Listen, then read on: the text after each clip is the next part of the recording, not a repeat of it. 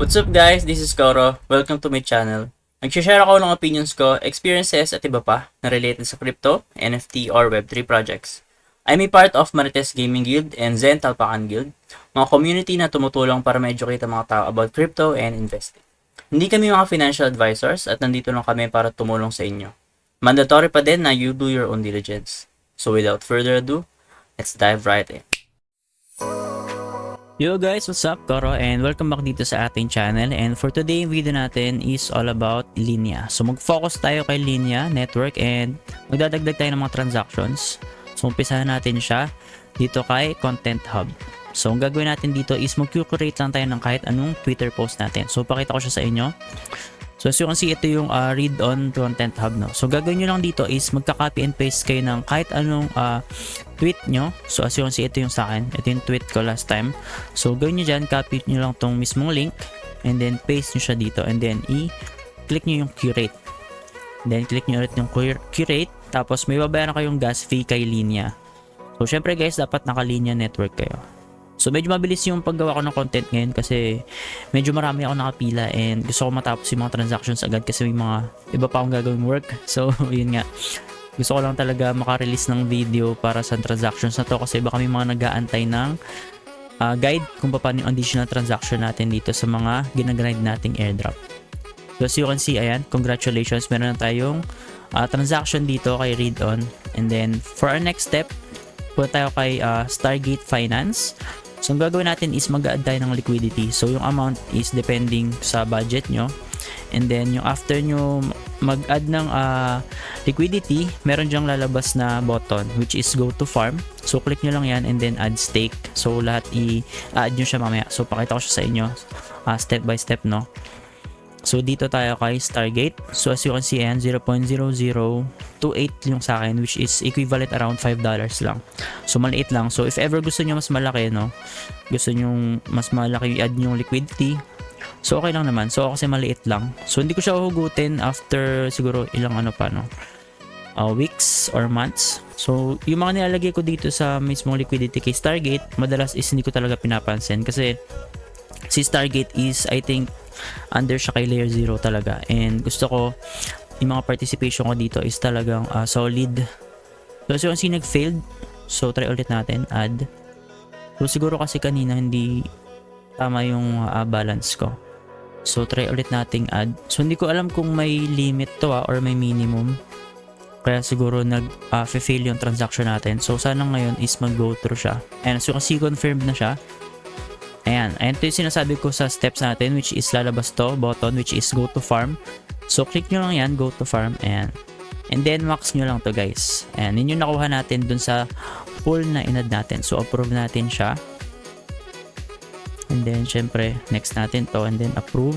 So may mga gas fee kang babayaran sa mga interaction sa mga smart contracts. So hintayin lang natin siya, pending pa siya ngayon. Ayan, as you can see, may estimated time naman dito, pero estimated time dito is hindi naman siya nasusunod. Mas madalas is mas maabilis siya dito. Ayan, as you can see, 24 pero natapos na siya. So after nyan is add stake ata natin to. So click natin tong add stake. So ayan, add stake. Ayan, may gas fee ka ulit na babayaran. Ayan, so as you can see, tapos na and na-confirm natin siya. So ayan, pagpunta nyo sa pool, ayan, ito yung bago nating pool which is ito, kay Linea Ethereum. So, itong Arbitrum, lumang-luma na to. Matagal na to. Nilagay ko to last time. So, ito, meron tayo kay Linea. And then, pagpunta nyo sa farming, meron din kayo kay Linea. Ayan. So, siguro, sa susunod, try natin sa iba naman, no? So, check nga natin ibang chain kung meron. Kung meron din siya kay ZK Sync, no? So, siguro, wala pa. Wala pang available dito kay ZK Sync. So, pag nagkaroon ng available dito, maglalagay tayo. Kay Base, siguro next week, no? So right now hindi muna ako maglalagay. So proceed tayo sa next step natin. So tapos na natin to. Next natin is si Pancake Swap. So gagawin natin is mag-swap tayo ng Ethereum papuntang USDC. So pakita ko sa inyo ito, Pancake Swap. So refresh kayo natin or wag na yan. Huwag natin refresh. So 0.014 yung sa akin. So kayo nang bahala sa budget nyo, no, kung ilan yung swap nyo.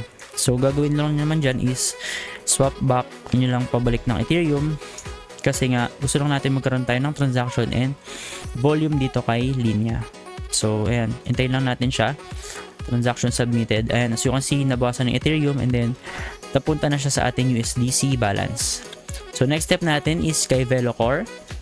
So ang gagawin natin kay Velocore is yung USDC na in-swap natin is babalik natin siya papuntang Ethereum, and as you can see, hindi updated yung balance, so refresh lang natin siya and then tayo natin siya mag-load kasi medyo mabagal. Ayan, USDC papuntang Ethereum, so 100%, and then click natin yung swap.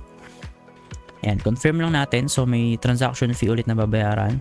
And guys, swap successful and yung gas fees around 0.5 lang daw. So hindi ko alam kung totoo yan, no?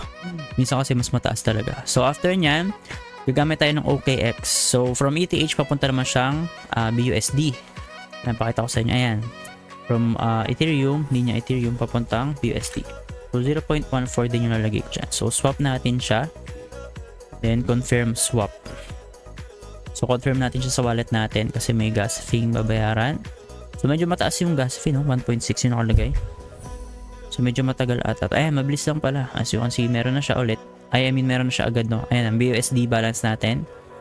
Tapos after natin yan, guys, yung BUSD natin, swap back natin siya papuntang Ethereum. So gamit naman si Sync Swap.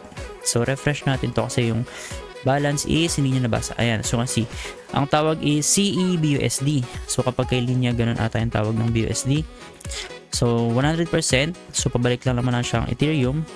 So unlock, kasi pagka ganito, kailangan niya ng permission para galawin yung CEBUSD mo. So next natin to approve. So if wala kayo masyadong tiwala sa mga DEX or sa mga dApps, huwag kayong maglagay ng sobrang taas na approval na transaction.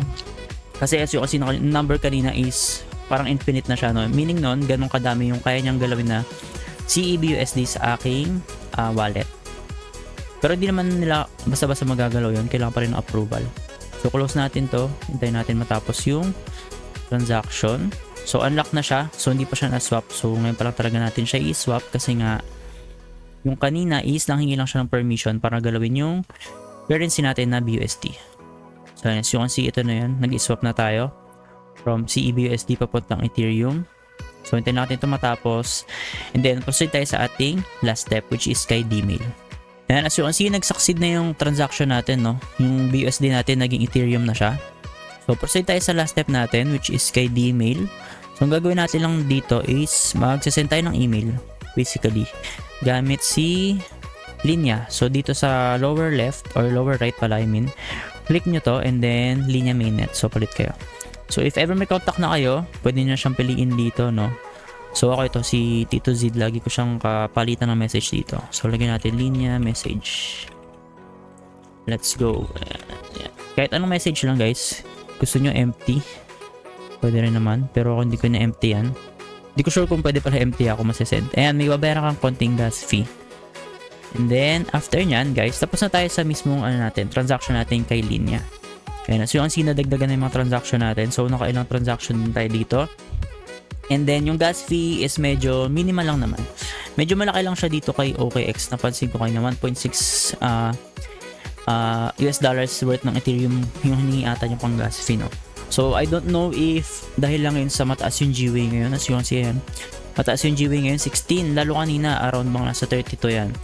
So kaya yung video ko about sa scroll is na ano siya, no? Apektuhan kasi hindi ako gumamit ng native bridge kasi nga sobrang taas ang GWay. So kapag gusto nyo mas patipid, hintayin nyo yung GWay na bumaba siguro below 10. Nagbe-below 10 yan. Actually nabutan ko siya ng 6 to 7 GWay lang dati para mas mababa yung gas fee na mga binabayaran for your transactions. So yun lang guys for linya, and sana nakatulong to sa inyo. If ever may questions and suggestions kayo, pwede kayo mag-comment sa ating comment section, and huwag nyo kalimutan mag-subscribe and mag-like if ever nagustuhan nyo yung mga ganitong video and nakatulong ako sa inyo. So yun lang guys, good luck sa airdrop hunting, and sana magkaroon tayo ng mga airdrop, no, kasi yung gas fee natin is paubos na. So yun lang guys, good luck, bye bye.